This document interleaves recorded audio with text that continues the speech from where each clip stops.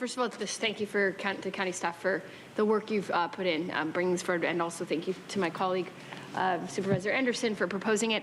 I think this is a great idea, not only to address our housing crisis, but also to address the crisis of growing social isolation among older adults. So I think it is really just such like a wonderful, thoughtful idea, to add more praise to my colleague for bringing this forward. I think it's exactly the kind of thing we need to be looking at as we tackle these challenges around homelessness and housing, because it's data-driven as well. We have proven models from other jurisdictions. We know that it works, and we know that it can be relatively cost-efficient. So cost efficiency, proven data, these are all really good things. I think I just want to, build on some of the concerns already voiced by my two colleagues, which is, I think this is great, but I think it's too slow.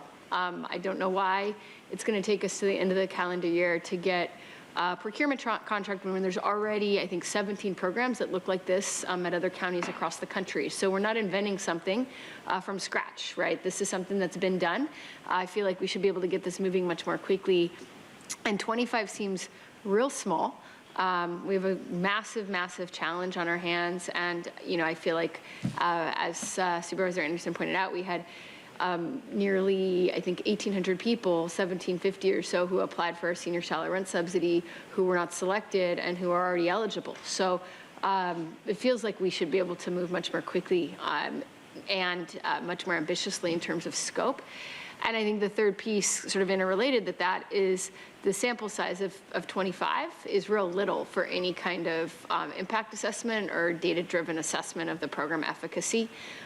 So I'm, from a data standpoint, in terms of studying whether something's working or not working, 25 seems too little to have any robust power to be able to kind of do any real assessment. So I guess this is not new. This is what my two colleagues already mentioned, but I'm just hopeful before voting for this that we could kind of walk out of here with some more ambitious goals that we're all kind of able to state here today in terms of number of folks that we might be able to get enrolled and timeline. So just kind of turning back to the team, I know you already mentioned you thought we could do more and do faster, but what would that really look like concretely? How many more and how much more quickly?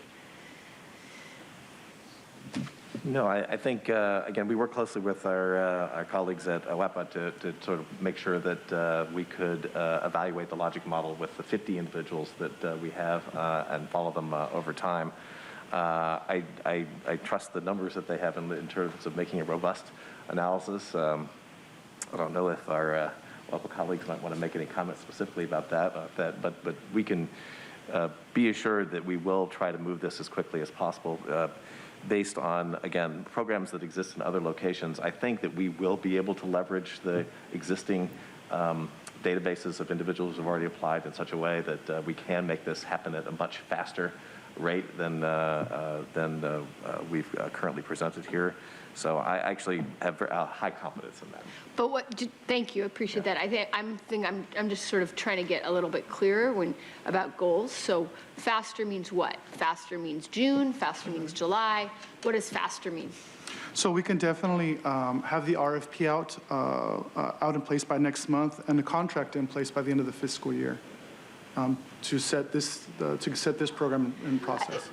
What I'm hoping, and maybe this is not possible, so that's why I wanted to kind of elucidate this in a conversation, is that we could actually have people placed before the end of the fiscal year. So if we're looking, I'm hoping we have people placed by the end of summer.